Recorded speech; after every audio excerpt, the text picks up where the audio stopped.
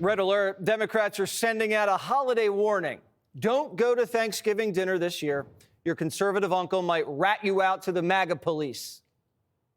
People are rightfully alarmed. They have a reason to be alarmed. If this thing goes way south, autocracies go south real fast, and things get ugly, and people get asked to do things and turn people in and point people out and turn on them. If you think that you can vote for what people see as their destruction and then demand that they still are cool with you and kiki with you and have Thanksgiving with you, like, I think you're kind of missing the point. Jerry, pass the stuffing. Wait. What sign did you have on your lawn? No one's getting turned in unless you're here illegally. Trump said his revenge will be success, not liberal work camps. Trump got some pretty bad news this week, and he didn't react like a dictator. The Senate wasn't going to confirm Matt Gaetz. So did Trump thrash about and dissolve the Senate? No. He respected the check and balance and picked a new attorney general. Not something Hitler would have done. We don't have a king. We don't have an autocrat. We don't have a dictatorship. The framers were very clear that we have separate and co-equal branches of government. We've got checks and balances. The Senate, I think, it did its job in terms of advice and consent. And that is a good thing for America in terms of how we move forward. Trump swapped out Gaetz with someone who has a much better chance of getting confirmed. Former Florida AG Pam Bondi. J.D. Vance says Attorney General is the most important job in the government, only behind the president. Trump's had his eye on Bondi for a while. I'd consider Pam Bondi for anything. She's doing a very good job. She's always done a very good job. But in some form, I'd love to have her in the administration. Just like with every nomination, they're going to try to dig up dirt on Bondi. But all they've found so far is she's got a great resume. One reaction I got from inside the Justice Department last night was this is Matt Gaetz with a better legal resume. She will be every bit the loyalist that Matt Gaetz would have been, just with a little more legal experience and a little less baggage. Or so it seems. Pam Bondi is, without a question, qualified to be Attorney General. That level of experience is on par with or better than most United States Attorneys General that we've seen over the past 50 years or so. You know Bondi's a winner because the deep state sounds awfully nervous. Pam Bondi is one of those smart women Mark Cuban said Trump avoids. Add her to the list. Tulsi Gabbard, Kristi Noem, Stefanik, Susie Wiles. Cuban's eating his words. I have a message for Mark Cuban from all of us here tonight. Underestimate us. This is going to be fun. They underestimated MAGA. Now it's time for a little fun.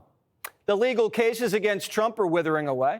The sentencing for the porn star shakedown's been indefinitely delayed. And the Fani Willis trial's on its last legs. So the lawfare's on ice, and the Attorney General confirmation's looking smooth. Now Trump can focus on the rest of his administration. President Trump just filled a position very close to his heart, Treasury. Billionaire hedge fund manager Scott Bessent got the nod. Bessent's openly gay. I guess the gays aren't going to Gitmo.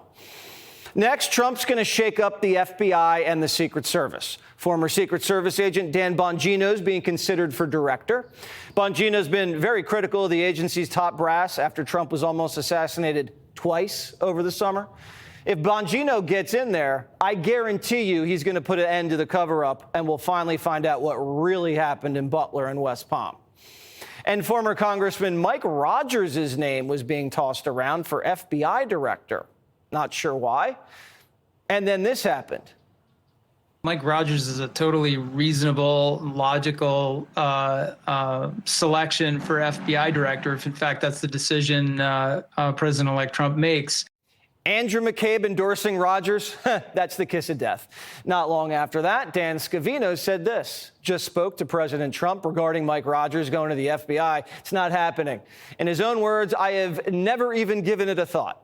Not happening. FBI director is a position Trump's thinking a lot about. He needs to get this one right. This is the same agency that wiretapped his campaign, cooked up the Russia hoax, covered up the laptop, and raided his house.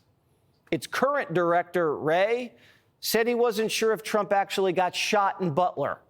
Wray still has time left on his term, but he's either got to resign or make Trump fire him.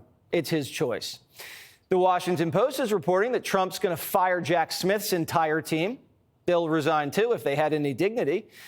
We need the FBI and the DOJ to stop criminals and terrorists, not go through the First Lady's underwear drawer. It'd also be nice to tighten up some of the agency's spending. You ready?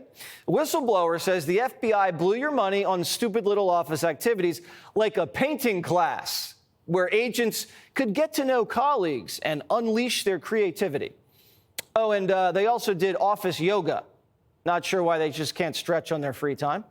And there was lunch and coloring.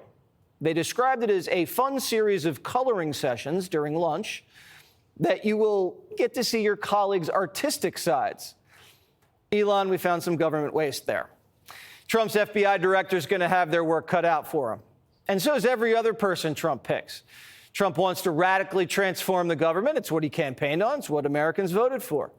In 2016, his agenda got swallowed up by D.C. bureaucrats and rabid Democrats. But Politico reports all the forces that were coming for him have been kind of defanged and obliterated. This time it feels like Trump found his footing in Washington and has his people around him. They believe in his plan. Reporters who've been covering Trump for a decade say after 2 assassination attempts, 4 indictments, and a landslide, Trump has a, quote, different sort of confidence and nerve. Trump's carrying the momentum from the election all the way to the inauguration. Then it's time for him to execute his vision without delay.